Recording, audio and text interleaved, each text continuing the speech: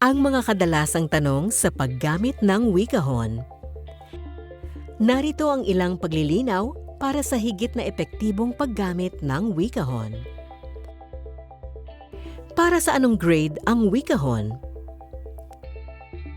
Ang paggamit ng wikahon ay nakabatay sa kakayahan ng mag-aaral. Maaari siyang magsimula sa kategoryang angkop sa kanyang kasanayan sa pagbabasa at pag-unawa sa binasa. Hanggang ilang mag-aaral ang maaaring gumamit ng wikahon ng sabay-sabay. Nakabatay ito sa klase ng wikahon na gagamitin. Halimbawa, ang wikahon A at B ay may tig-400 kabuoang bilang ng mga seleksyon, samantalang may 288 naman ang wikahon Pre-A. Maaari ba itong gamitin ng mag-aaral na hindi pa marunong magbasa? Ang wikahon Pre-A ay pinaunlad para maging akma sa mga mag-aaral na hindi pa nakababasa ng mag-isa o nagsisimula pa lamang matutong bumasa at sumulat sa wikang Filipino. Samantala, inaasahan na ang mga gagamit ng wikahon A at B ay marunong nang magbasa. Maaari bang sumagot ang isang mag-aaral sa wikahon Pre-A kahit na nasa wikahon B ang iba niyang mga kaklase? Oo, dahil ang kategoryang sisimula ng bawat mag-aaral ay dapat nakabatay sa kanyang kakayahan at hindi sa edad o baitang na kanyang kinabibilangan. Saan maaaring isama ang mga score na makukuha sa wikahon? Nakabatay ito sa desisyon ng guro at ng paaralan. Sila ang magtatakda kung isasama o hindi ang score na makukuha sa wikahon.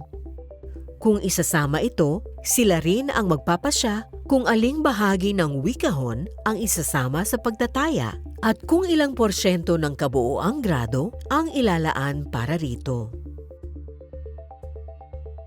Kung mag-uulit ang mag-aaral ng mga seleksyon sa kategorya, isasama ba sa pagtataya ang nauna niyang score? Nakabatay ito sa pasya ng guro. Sa pag-uulit ng mga seleksyon, dapat isaalang-alang ng guro ang pag-unlad ng kasanayan ng mga mag-aaral at ang pagpapanatili nila ng motibasyon sa pagbabasa. Gaano kadalas at katagal dapat gamitin ang wikahon? Ang guro ang magpapasya nito, ngunit iminumungkahing gamitin ang wikahon Pre-A sa klase sa loob ng 15 hanggang 20 minuto 2 beses sa isang linggo. Samantala, para sa wikahon A at B, iminumungkahing gamitin ang mga ito sa klase nang hindi bababa sa 40 minuto, 2 beses sa isang linggo. Kung hindi makasasagot ng wikahon ngayong linggo, maaari bang doblehin ang oras para rito sa susunod na linggo? Oo, ngunit hanggat maaari, mainam na gawin ito linggo-linggo upang maging tuloy-tuloy ang pagsasanay sa pagpapaunlad ng mga kasanayan. Maaari bang basahin ang mga seleksyon ng pabulong o dapat ay tahimik na pagbasa lamang? Maaari itong basahin ng pabulong basta hindi nakaaabala sa ibang mag-aaral. Ano ang mga maaaring gawin ng guro kapag may mga mag-aaral na nahihirapan habang ginagamit ng klase ang wikahon? Maaari niyang lapitan ang mag-aaral na nahihirapan upang gabayan ito. Bagamat idinisenyo ang wikahon para sa independenteng paggamit, dapat handa pa rin ang guro na magbigay gabay at tulong sa mga mag-aaral. Maaari bang tulungan ng mag-aaral ang kanyang katabi kung nahihirapan itong magbasa? Depende ito sa plano at layunin ng guro sa paggamit ng wikahon ayon sa pangangailangan ng klase. Kung nakalaan ito para sa independenteng pagbabasa, dapat gawin itong mag-isa ng bawat mag-aaral upang mahasa ang sariling kasanayan. Ngunit kung ang layunin ay gawing pang magkapareha, pangmaliit na grupo, ginabayang pagbasa, o bahagi ng iba pang programa sa pagtuturo, maaari silang magtulungan. Paano kung hindi pa rin umabot sa 80% ang score pagkatapos ng ikalawang ulit sa isang seleksyon?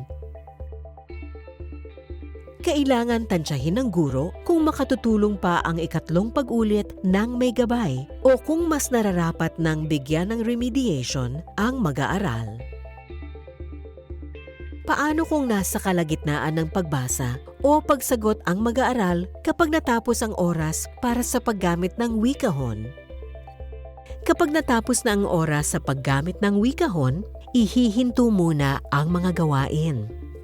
Maaaring ulitin ang pagbabasa o ipagpatuloy ang pagsasagot sa susunod na araw o linggo.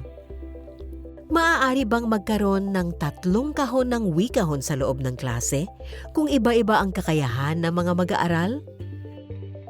Oo, maaari ding 1 o 2 kategorya lang mula sa ibang uri ng wikahon kung hindi naman kailangan ang buong kahon o kung ginagamit din ito ng ibang klase. Ang mahalaga, ang mga seleksyong gagamitin para sa linggong iyon ay angkop sa kakayahan ng mga mag-aaral.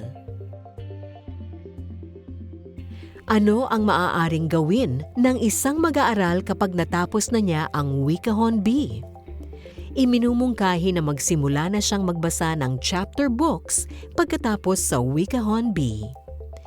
Maaari siyang bigyan ng partikular na kabanata na babasahin sa bawat linggo kasama ang mga gawain o tanong upang masukat kung nauunawaan niya ang binasa. Maaari din namang hayaan siyang magbasa hanggang sa kung ano ang kaya niyang tapusin sa araw na iyon at pagkatapos ay bigyan ng kaukulang gawain batay sa kanyang binasa.